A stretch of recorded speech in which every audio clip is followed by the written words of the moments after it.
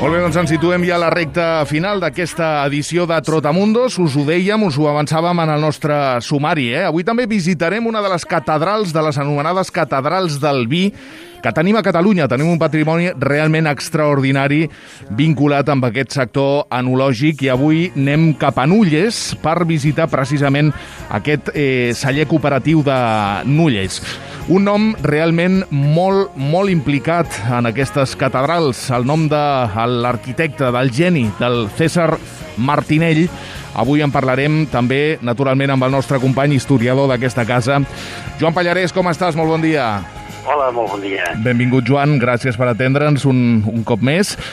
I parlar-nos d'aquest geni, no? Jo qualifico com a geni del César Martinell perquè ha fet i ens ha deixat verdaderes obres d'art, Sí, mira, el cas de Nulles concretament, estem parlant d'un dels cellers, de pràcticament una obra, no és el primer celler que va fer en César Martinell, però sí que podíem considerar que juntament amb el de Rocafort, el primer va ser el del Pinell, juntament amb el de Rocafort, doncs va ser el segon celler que va treballar. I bé, jo crec que pràcticament és la joia de la població, perquè en fi, té moltes més coses, no només té el celler, però és un celler de dues naus i és un celler amb una potent, vull dir que el veus imposa per la seva magnitud, per la seva grandiositat, en fi, 4 files de tines a l'interior i li dona una personalitat molt forta amb aquesta doble façana simètrica perfecta, gairebé. Això ho va fer ell, ja dic, el 1918, va ser quan va construir, entre 1918 i 1919, i precisament, doncs, el César Martinell, a part d'altres obres que té escampades per tot Catalunya, sobretot té aquests cellers modernistes que li van carregar precisament la Mancomunitat de Catalunya perquè, bé, hi havia el problema de, en fi, tots aquests vinaters d'aquella època, d'aquelles vinyes, es havien, doncs, associat en cooperatives i tenien problemes de comercialització. Llavors va ser una gran ajuda que hi va haver per part de la Mancomunitat i va fer aquells cellers, estava en plena època del modernisme, a cavall entre el modernisme i el noucentisme, i els ha fet tots amb aquest estil, i en total n'hi ha una vintena, ja dic una vintena d'escampats per tot Catalunya, però sobretot estan concentrats majorment en les comarques, unes comarques amb unes característiques molt semblantes, com és el Camp, l'Alt Camp i el Baix Camp, o també la Conca de Barberà, o inclús té el Priorat, a la Terra Alta també n'hi ha, però sobretot estan concentrats més al voltant de la població que hi va néixer. Ell va néixer a Valls, de Vallenc, i precisament coneixia molt bé aquella zona, i coneixia molt bé els problemes dels pagesos, i ell va néixer allà el 1888, i evidentment va morir a Barcelona ja gran, als 84 anys, el 1973, jo encara recordo llegir les col·laboracions amb diaris, en fi, com una relíquia d'arquitecte i de l'època que havia viscut. És molt interessant perquè, a més, clar, totes aquestes cooperatives, el que ara s'està potenciant és el coneixement d'aquestes cooperatives, d'aquestes obres arquitectòniques, a part d'això, però fer-ho a través de l'enoturisme que tant i tant de moda està a Catalunya, Joan. I gràcies a aquestes cooperatives, precisament, i segurament bona part, doncs, gràcies a que es van fer aquests cellers modernistes, avui en dia la viticultura s'ha conservat i sobretot avui en dia pot tindre un toc de qualitat que això, bé, en altres països del món no existeix. És a dir, això de combinar un art, és a dir, l'arquitectura artística, modernisme, amb aquestes, vull dir, amb tot el que és l'enologia, bé, no es donen tots els països del món, es va molt a l'operàtic, i en canvi aquestes catedrals, autèntiques catedrals del vi, només les tenim aquí.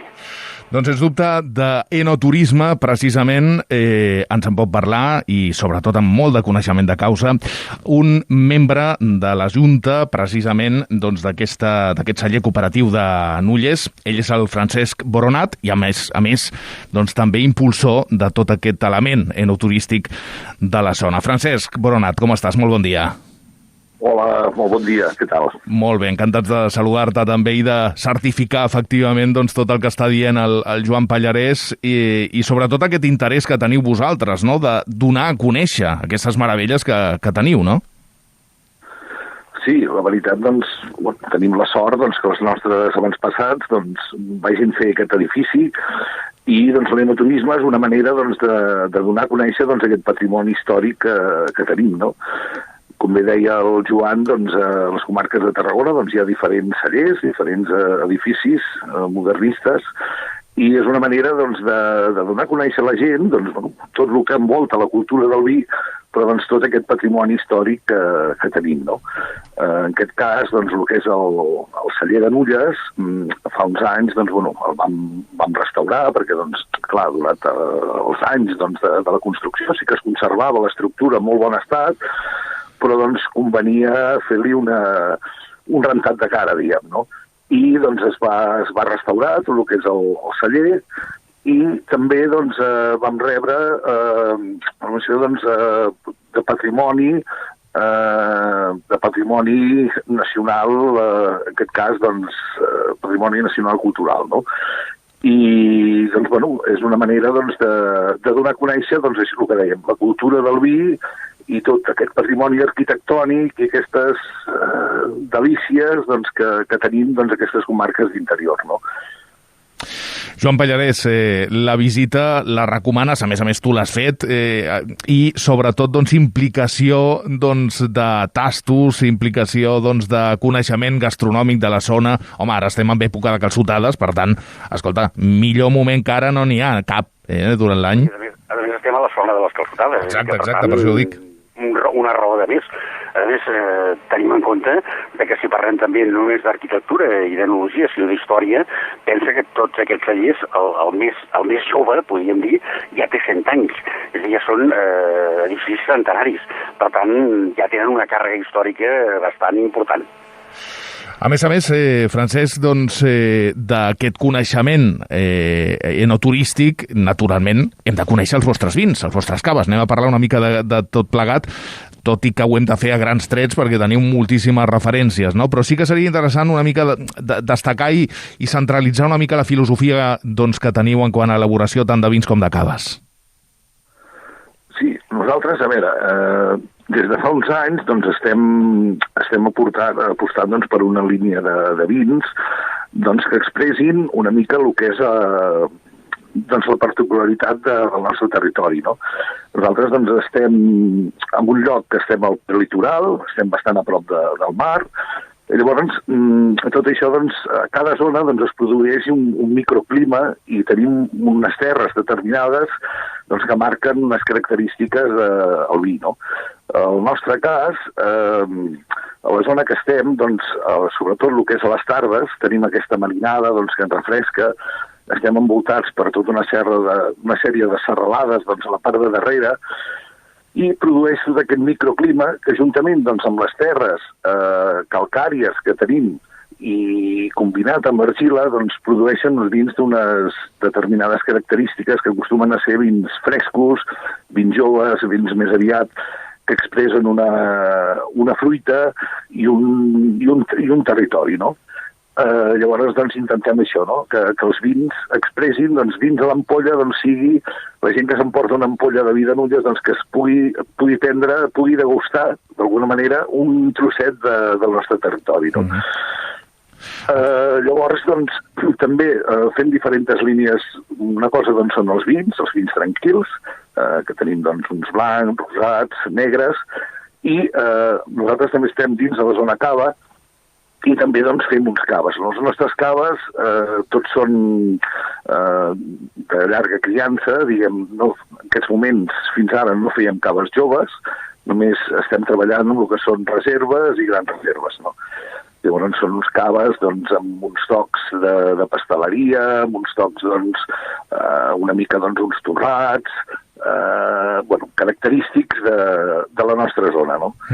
Això és el que podran degustar els visitants que venen a visitar el celler, i si volen fer una visita guiada, que els hi entra la degustació i tot i una mica doncs, gaudir d'aquesta experiència i tastar els nostres productes. No? Sens dubte. A través d'aquest nom comercial, Adernats, el celler Adernats, doncs, per cert, doncs, que també són vins que, si no teniu l'ocasió o l'oportunitat de traslladar-vos a aquesta localitat de Nulles, també podeu fer compres online, com és habitual ara doncs, a tots els cellers, doncs, a través d'aquesta plana web, adernats.cat, aquí doncs, podeu fer les vostres compres i, naturalment, també tindreu cada un dels vostres vins doncs, reflectits en aquesta plana web.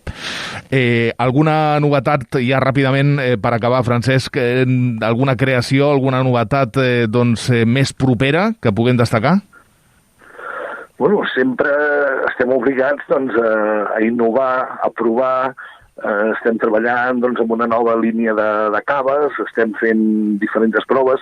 Clar, jo sempre dic que els cellers tenim una oportunitat a l'any per fer proves. No? Per exemple, si comparem amb l'hostaleria, poden estar provant plats cada dia. Nosaltres doncs, tenim una collita a l'any i és el moment doncs, de fer proves, d'intentar doncs, innovar, d'intentar... Com a novetat diria que aquest any precisament és el primer any que tota la nostra línia de vins doncs, sortiran ecològics, no? Des de fa anys que s'està treballant, doncs, però tota la nostra línia de vins, doncs aquest any és la primera anyada doncs, que sortiran els vins doncs, ecològics, no? Intentant ser cada vegada més respectuosos amb el nostre entorn i el nostre medi ambient. I tant.